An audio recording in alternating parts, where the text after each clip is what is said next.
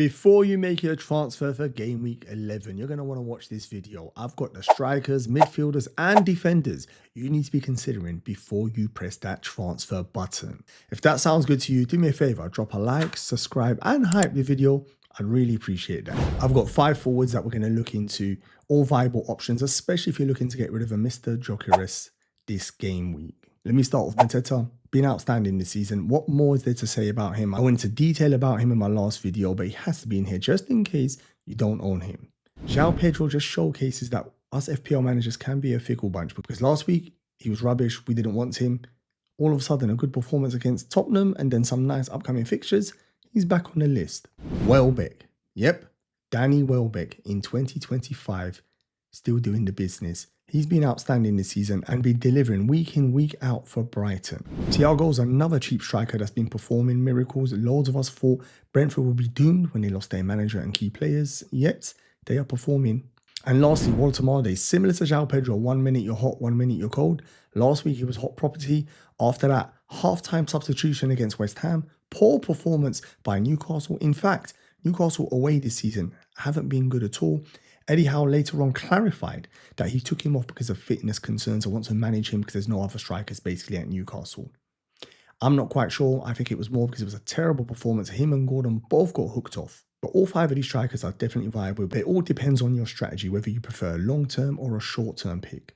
And I'll explain that in more detail as we bring up the fixtures. For example, if you're looking for a striker with immediate good short-term fixtures, look no further than someone like João Pedro. I mean, look at Chelsea's upcoming fixtures. Wolves at home, Burnley away, and then game week 14, they've got Leeds away. Incredible fixtures in the next 4. If it's about a fixture play and you want instant good fixtures, João Pedro ticks the boxes. Now, it's whether or not you have the confidence to remember what he was doing for 5 game weeks before he played Spurs and scored that goal. And all of a sudden, we've dashed that bad form out the window and we're thinking maybe he could deliver in these fixtures. So it depends on your management style and whether you want to take a risk, hoping that game's giving him confidence, because before then I'm sure it was a 10-game streak where he hadn't scored. Another striker with excellent immediate fixtures is Mateta. So he's got Wolves in game week 12, then Manchester United in 13, then in 14 he's got Burnley away, and then Fulham away, Man City, and then Leeds, and then Tottenham. So game week 12 and game week 14, excellent fixtures. I mean, game week 11 is not too bad against Brighton. So again, very good fixtures, hence why a lot of us went in on him last game week. And I still don't think it's too late for you to buy him if you don't own him. As you can see, I've tried to colour the easier fixtures, say the bottom 6 teams, although it's difficult this season as the teams promoted are not exactly whooping boys. They've been very good. So it is trickier to highlight easier fixtures this season. Welbeck also has good fixtures. Crystal Palace away, Brentford at home, Nottingham Forest away, Aston Villa at home, West Ham, Liverpool, Sunderland and Arsenal. So 4 good fixtures from game week 11 to game week 18. So if you want a striker that you can hold for a long period, he definitely ticks that box as well. Thiago, as you can see, has a good fixture in game week 13 and a good fixture in game week 16 and 17 against Wolves away. He's the kind of price point where you could, in theory, bench him and play your 4th defender or your 5th midfielder if you need to as well. And lastly, the Newcastle striker. Brentford away, it's not too bad, but then 3 difficult fixtures, Man City, Everton and Tottenham, and then you get 2 lovely fixtures, Burnley at home, Sunderland away, and then it's Chelsea and Manchester United. So someone like Walter Marde, maybe you could avoid for now and then look at him in game week 15, 16. So that's the fixtures, which should hopefully help you decide on which one of those strikers you prefer to bring in. But if you're not decided, I've got some stats here which might just help you pick one of these forwards. So this graphic here contains minutes, goals, assists, shots, accuracy, XG per shot, non-penalty, XA and XG non-penalty, and it's ordered via XG non-penalty. Let's start off with Mateta, 7.9 million. He keeps on going up every week, and rightly so. He'll be 8 million within no time. His minutes, which you can see are highlighted green. Again, I've tried to highlight whoever scored the highest in that stat. So for example, minutes, he's got 869. That's the highest out of the forwards there. Goals, 6, joint with 2 other forwards. Assists, none. Shots, 31. He's got an incredible volume of shot. And then when you add that, his accuracy is good, 66.7. And XG per shot. So remember, this is not bunching all of these XGs per game. This is per shot. 0.22 is actually very good. XA 0.49 is actually decent. Strange he hasn't got no assists. Must be his teammates not finishing their dinner. And lastly, XG non-penalty, which is where he is ridiculous. 6.42. The only man that can actually talk to him is Haaland, who can't stop scoring. So when it comes to stats, Mateta definitely is leading the way. You can clearly see that. Let's look at João Pedro. Now, for me, he was a difficult own. I held him for loads of weeks and he wasn't even having no shots. So let's have a look at some of these numbers to see if they've improved. Minutes, 847. That's actually not too bad. 3 goals and 3 assists. He's actually one of the few strikers that actually gets assists. As you can see, he's the most for assists for 3. Shots, 16. Accuracy, 66.7. XG per shot non-penalty, 0.22, exactly like Mateta. And XA, where he exceeds, he's the top out of all the forwards there, 0.60. Not bad at all. And his XG non-penalty, it's not bad at all, 3.44. All in all, his stats are okay. I think he buffed them up against Tottenham in the game week 10. Before then, they were looking very, very grim. And it's the thing with FPL. It's how far back do you want to go? If we remember him before the Tottenham game, he was horrible. Every one of us wanted to get rid of him. But I have to put him in this chart because the combination of his numbers and his performance against Spurs and plus the upcoming fixtures, he's definitely a viable option. As long as you remember, just a week ago or so, we did not want him and loads of us sold him, hence why he went down in price. Welbeck at 6.5 million, 628 minutes. So the minutes are actually decent because one of the big worrying things with Welbeck is injury concerns. Someone at his age playing in the Premier League, which is such a competitive league, of course, is going to cause problems to your physicality. But the minutes tell me otherwise. He's playing good enough minutes for us to consider. 6 goals, which is excellent. He's joint with Mateta. No assist, the same as Mateta as well. 14 shots. That's definitely not the same as Mateta. Accuracy is 61.5 and his XG per shot non-penalty is 0.26, which is the best. So it tells me the shots he is having, they're very good quality shots individually, not just all of them bunched together. The quality of his shots, the chances he's getting at Brighton, they seem to be very good. His expected assists at 0.48 is actually decent. I'm surprised he hasn't got an assist. And XGNP is 3.27. All in all, very good numbers for someone priced at 6.5 million. Thiago, the cheapest of the lot, 6.2 million. And this is bearing in mind, he went up 0.2 recently. 831 minutes, which is very good. Practically plays every minute of every game. 6 goals, which is joint with Mateta and Welbeck. No assist. What's all these strikers? They're very selfish, aren't they? 22 shots, which is the second best after Mateta. And his accuracy is the best out of all of these forwards in this graphic, 70.6. XG per shot non-penalty is 0.15, and I think that's the worst out of the lot in this graphic. XA 0.20, which is the worst out of these forwards. And his XG non-penalty is 2.90. Considering he scored 6 goals, it tells me he's maybe overperforming. Walter Marde, 7.5 million, 522 minutes, which isn't the best. 4 goals, 0 assists, 13 shots, 44.4 for accuracy, and XG per shot non-penalty is 0.19. His XA is 0.24, and lastly, his XGNP is 2.25. He's not topping any of these statistics.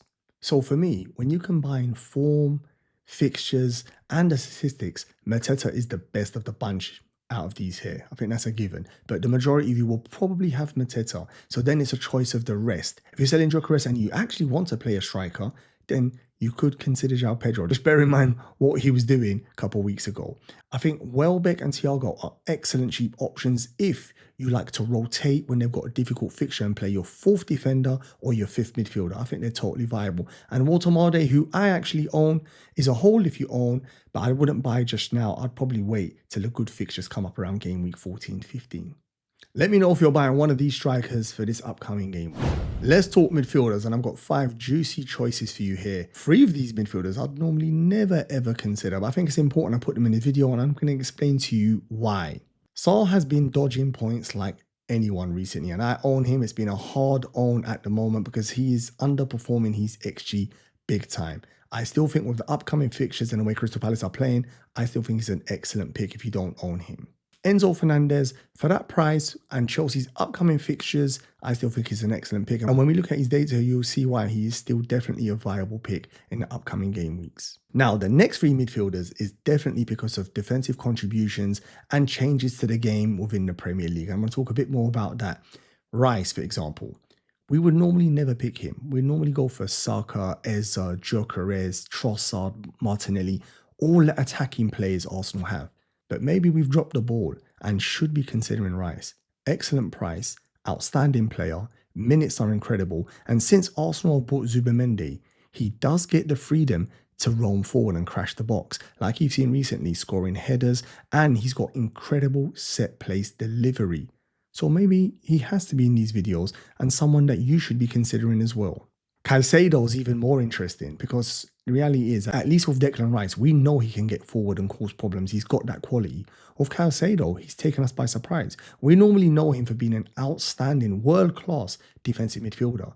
But recently, he can't stop scoring or getting assists. It's actually incredible, hence why he's in this video. And lastly, it's SAKA. This man has been an incredible signing for Sunderland. Game-changing signing, to be honest. Their leader, their captain, taking set pieces, defensive contributions. When you put that all in a pot, and then his price, super cheap, could be your 5th midfielder, you can see why he's made this video here. And I should say, I've intentionally avoided like the Mbumos, Brunos, and Sakas. In this video here, I wanted to concentrate around this price point as we've got so many options. I thought I wanted to take a deeper look into these midfielders here.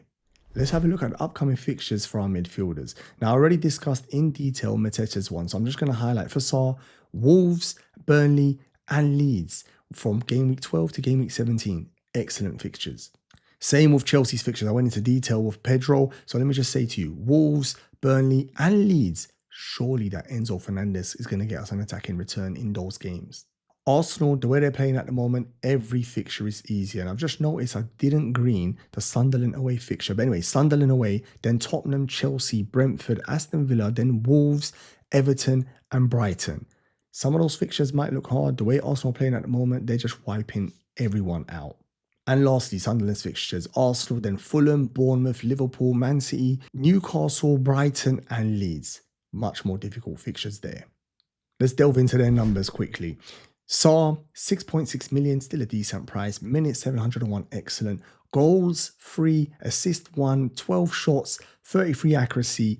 XG per shot is 0.30, which is the top out of these midfielders. XA is 0.30, and his XG per non-penalty is 3.59. That's outstanding. He's been underperforming recently, and I'm hoping he can turn that around for us. Enzo Fernandez, the minutes and the price are pretty good. 3 goals, 2 assists, 17 shots. So the volume of shots is there. He is getting licensed to roam and join the attack in this Chelsea team. 53 accuracy, which is very good as well. XG per shot, non-penalty 0.22. XA is 1.11. And his XG per non-penalty is 3.57. Rice, 804 minutes, 2 goals, 4 assists. The most assists out of these midfielders here.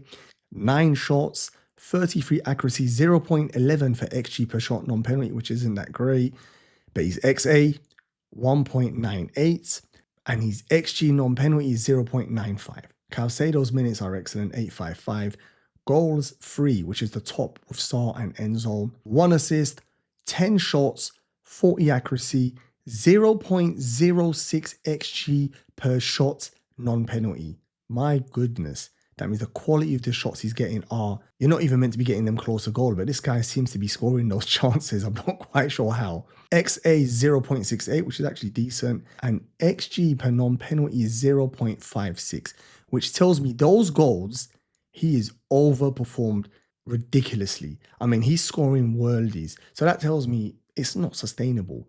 But I was saying this 2 weeks ago and he's still doing it. So I'm not quite sure what to say here, but the numbers tell me one thing. They're not sustainable. And lastly, SAKA, 5.1 million, very cheap. The minutes are incredible. You can see he's the top there. 1 goal, 3 assists, 6 shots. So the shot volume is not there at all. Accuracy of 50. XG per shots, non-penalty is 0.06.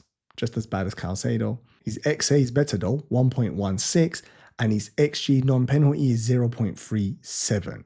So again, let me try round up these players like I rounded up the forwards. So for me, looking at the fixtures and the stats there, Saar is still an excellent pick. Good price, good minutes, excellent attacking team in Crystal Palace.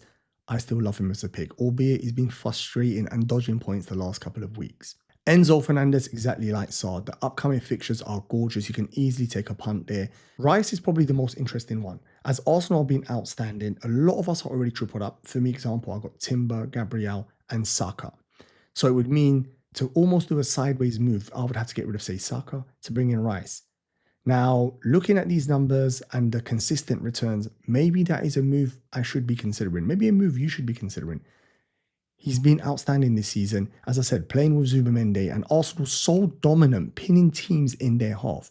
He gets loads of opportunities to crash the box. Add set pieces and surprise, surprise, this is the best set team probably in the world. So it makes him very appealing. At one stage I was thinking, no chance, this guy cannot be an option, but he actually is an option. Caicedo for me at that price point and those fixtures, you could easily have him and risk playing him in those fixtures, hope to get lucky. Otherwise, you'll be benching him, or when you do start him, hoping for DEFCON points. I mean, surely with that XG, he cannot continue scoring these worldlies. I mean, I saw a stat which blew my mind with regards to Caicedo. He's the 8th highest scoring FPL player so far this season, yet he's only had 5 touches in the opponent's box. I mean, make it make sense. Just make it make sense. So for me, I personally wouldn't go there. In fact, I'd go as far as to say I prefer SAKA as my cheap midfielder, 5th midfielder that I play once in a blue moon if my defenders or forwards have a horrible fixture. And the reason for that is he's very cheap, 5.1 million. The minutes are outstanding. He's the leader of that team, takes set pieces, very good with DEFCON, and once in a blue moon could get you an assist or a goal. Get in the comments and let me know how many of these midfielders do you currently own. We're going to finish up on defenders. I'm not even going to go into too much detail because not much has changed since my last video with regards to defenders. Basically, buy Arsenal defenders. If you don't own Gabriel, do whatever it takes to get him into your team. I've been saying for weeks, the second most important player to own in FPL after that Terminator Haaland. And it's such a shame we cannot own 5 Arsenal defenders because they've just equaled a club record from like 1903 or something that far back, where they've kept 8 clean sheets in a row. Ridiculous team, ridiculous defensive powers. Make sure you at least own one of their defenders. That's like the minimum. The other premium defender I really like is Munoz. And I want him in my team and I just can't get there at the moment, and it's really frustrating me. Apart from that, there's loads of cheap defensive contribution defenders in the game this season. Check out my last video for more details on the defenders. But this week I did focus mainly on forwards and on midfielders because that's what some of the comments said on my videos they wanted me to do. I hope you enjoyed the video, but more importantly, I hope you found the video useful. Do me a favor, get in the comments and let me know who you're bringing in this game week. Just put that in the comments right now. And before you jump off to your next video, like, subscribe, hype, and get the notifications on so you can take part on the competition I run weekly, the predictions game. There's a prize for you to win. It's free to play. I do it on my deadline stream, so get those notifications on. Good luck. See you on the deadline stream.